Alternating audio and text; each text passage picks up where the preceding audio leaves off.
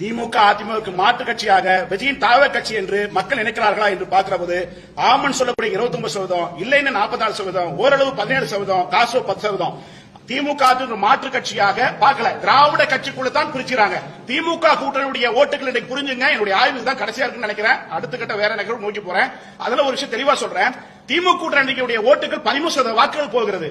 திமுகவிலிருந்து திமுக கூட்டணி இருக்கிற விசிக ஓட்டு பாதி ஓட்டு தாவே போகுது. விஜய் கொண்டு தானா அங்க வந்துடல. சோ இந்த கட்சிகள் இருந்தாலும் ஓட்டு ஷேரிக்காது. அதிமுக ஓட்டுகள், விசிக ஓட்டுகள். ஆனா இதுல நாமக்கல் ஓட்டே போல.